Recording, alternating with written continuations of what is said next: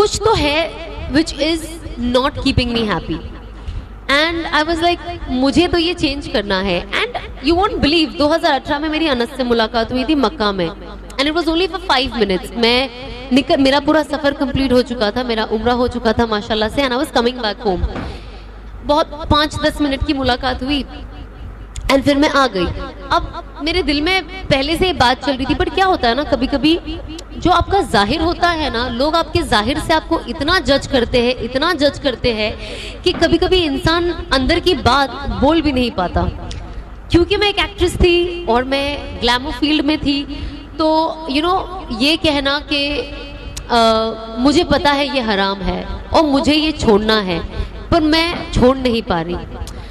मुझे मोटिवेशन नहीं मिल रहा है, और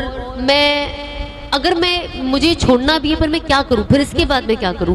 अब काम पे तो मैं जा नहीं सकती हूँ, जाहिर सी बात है, तो मैं क्या करूं। तो मेरे अंदर इतने सवालात थे और मुझे लगता था मैं अगर किसी को बताऊंगी ना, वो कोई समझ नहीं पाएगा, शायद वो मेरा मजाक उड़ाए, और कोई नहीं चाहता कि उसका मजाक उड़े।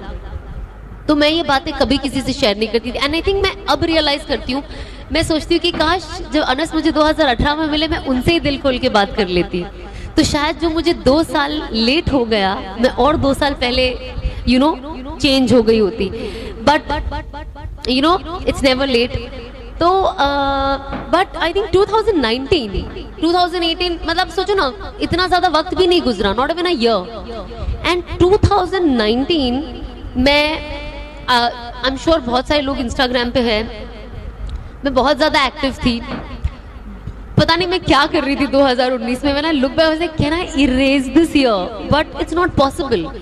इसीलिए इससे हमें रियलाइज होता है कि हम इस दुनिया में जो है ना, जब हम कब्र में जाएंगे और हमारी जो गलतियां हम करेंगे हम इरेज नहीं कर पाएंगे, even if we want to. और अल्लाह का शुक्र है कि जीते जी हमें समझ में आ रहा है, अगर कोई चीज आ रही है कि हमें ये चीज हमें इरेज करनी है अपनी जिंदगी से, ये हमारे पास मौका है, क्योंकि हम अभी जिंदा है और हम ये कर सकते हैं। पर एक बार हमारी आंख बंद हो गई तो इसके बाद कोई अपॉर्चुनिटी नहीं, कोई चांस नहीं।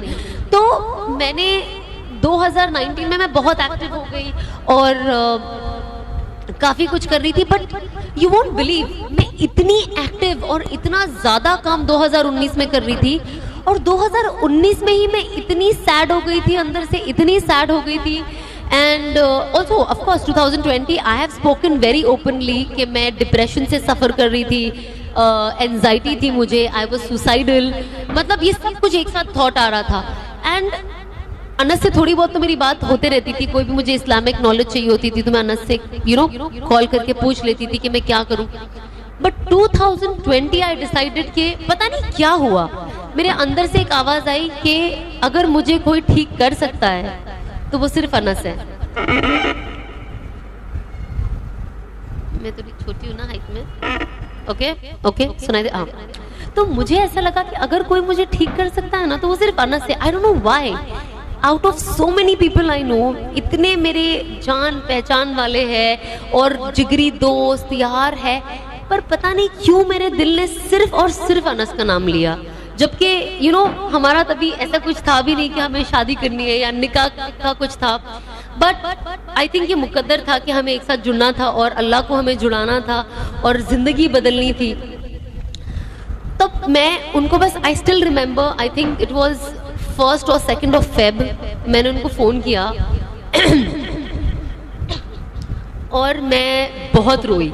मैं इतना रोई कि मुझे पता ही नहीं मैंने उनसे पहले दिन बात क्या की। And I just told him I am not well, and मुझे कोई डॉक्टर के पास जाना नहीं है, क्योंकि आप डिप्रेशन के लिए जाते हो लोग आपको दिमागी मरीज बना देते हैं। इंडिया में तो थोड़ा मसला है, अगर आपको थोड़ा सा डिप्रेशन हो जाता है आप डॉक्टर के पास जाओ तो आपको दिमागी प्रॉब्लम है, ये बहुत बातें चलने लग जाती है। तो मैं खुद भी डर गई, तो आई वाज लाइक मुझे नहीं जाना है, मैं थोड़ा आराम से लेती हूँ। वही वक्त था जब मैं ऑफ कोर्स ये भी मैंने बहुत खुल के कहा, इसलिए मैं अभी कहती हूँ कि I was on sleeping pills. मैं रोज नींद की गोली खाती थी सोने के लिए, और मैं मुश्किल से 2 घंटा भी नहीं सो पाती थी।